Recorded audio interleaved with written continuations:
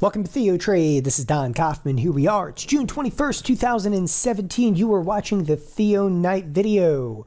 Well, let's start with what I would call one of the most important moves on the screen, and that happens to be specific to the SPX. Sure, we're going to come over to the Nasdaq here momentarily, and the Nasdaq rip into the upside over here. I mean, really, today's trading session can be summed up as sell everything, buy technology. But really, what I would view as the most important move on the screen has a tremendous amount to do specifically with the S&P 500. And what you're looking at on the screen, I'm going to go ahead and freeze it right now, happens to be none other than right in here, okay? This happens to be Monday's trade. All right, over here we have Tuesday's trade, and then of course we have today's trade being Wednesday. Now, why am I actually detailing the separate days over here? Because on Monday we exploded to the upside in the S&Ps to the amount of just shy of a $21 move. That happened to be the expected moves. The lines that you actually see drawn across the screen over here, which I'm actually highlighting kind of horizontally, those are your expected moves. Now, this right here, okay, is the central point. This is precisely where the week began, and that happened to be right in the neighborhood of about 24.33.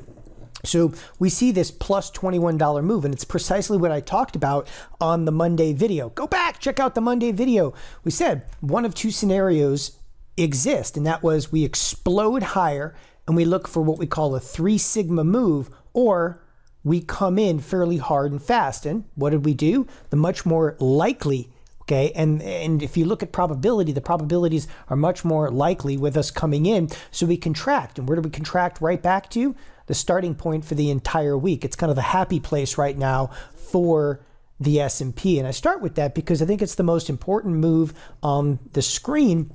It's something I've been talking about extensively.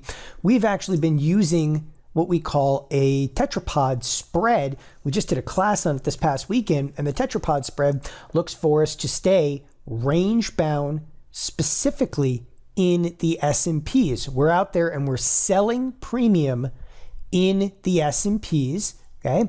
And I'll actually bring this into a larger time frame chart. This is now a 9-month chart. So we're selling premium inside of these S&Ps, assuming that we're going to stay inside of the expected move. Again, if this is the central point, this is where the week began, we hope to stay inside of the expected move, and that's right where we are, okay? And we're already halfway through the week, over halfway through the week, you know, over the hump here on Wednesday.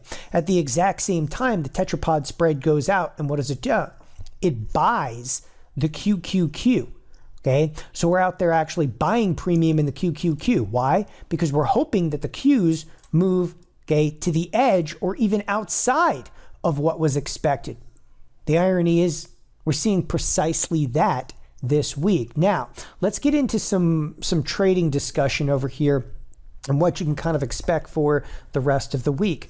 The Nasdaq futures, I gotta just spend a moment on the Nasdaq futures. So I just took this down to a 1 day, 1 minute. Now, this is in the middle of the night, right? This is 1 o'clock in the morning, like Pacific time. The Nasdaq futures touched down just below 5,700. Now, you have to behold how large this move was. So here we are down at 5,700. Ultimately, this is where we are currently. Once again, we're just shy of, and you really have to put this up here, we're just shy of a 100 handle, which handles or points move inside of the Nasdaq futures. It's an absolutely stellar move inside of the Nasdaq, and I just can't stress this enough. You know, you want to look at the Nasdaq, you want to look for trade opportunities, okay? Anything you do right now in the Nasdaq, it's exceeding all expectations of movement on a day-to-day basis. So if you look at something, okay, for example, 16 days out, the QQQ is only expecting a $3.40 move. Now think about that. That's in 16 days, okay? However, you know, you back up for just a second and you recognize, wait a second, we just moved a $1.38 today alone on the Qs. So again, it's why we want to be a net buyer of premium in the QQQ. Now, some of this stuff gets, you know, a little confusing. Do you have to be an option geek? Not necessarily. you don't necessarily have to be an option geek to understand the risk looms large inside of the Qs. The S&Ps, okay, are really staying inside of what we term the expectations of risk. Now, let's get into, really a breakdown of some of the sectors today. If you watched any of the trade on an intraday basis, the story today, it wasn't just about oil. It's an old story at this point, right? Oil is officially in bear market territory, but I believe that there's some opportunity starting to emerge inside of the XLE, and this is the energy sector itself. So it's the Exxon Mobils, the Chevrons, the ConocoPhillips out there. That's what really, comprises the XLE, the energy sector ETF. And you can see a break again to the downside. So ever the contrarian am I, we've got a fairly heavy volume situation. So the volume has picked up in there quite substantially lately. If you do look at this on a multiple year, okay, taking a look over 3 years, we're breaking down into some pretty hideous territory. The last time the XLE was breaking down into the 50 mark, okay, that would be another, fairly large decline. But the last time the XLE was down to the 50 mark, you were looking at oil that was, and again, I can bring this up for you here at the exact same time, oil being about $26 a barrel, right? Which, again, that would be a wild and substantial decline in oil from an already fairly steep decline. So just to put a little perspective in there, one of the longer term scenarios is we're going to look to go out and to sell puts inside of the XLE. Why are we going to do it?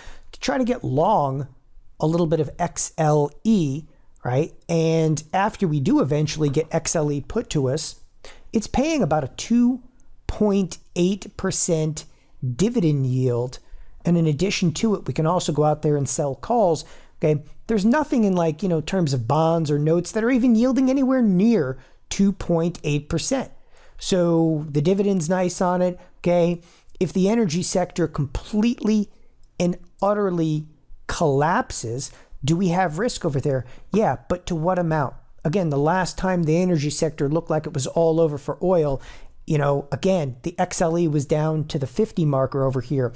You would have to consider and be able to absorb that type of risk. Nevertheless, we're going to be selling out of the money puts, and it's something I'm going to be talking about in depth here at TheoTrade in some of the days to come. Now, an additional area, okay, of the marketplace. Now, this is not a position. Okay, this is not a position I would suggest for the faint of heart, but the XLF is coming off again in just the last really 2 trading sessions. We're seeing the XLF once again flirting with the 24 level. This is not so much a trade that I'm willing to go after, a trade that I want to attack right now. This is dealing with the stability of the S&P 500. I mean, if you're looking at the Nasdaq and you're thinking to yourself, there's nothing that can keep it down, the Nasdaq is its own animal.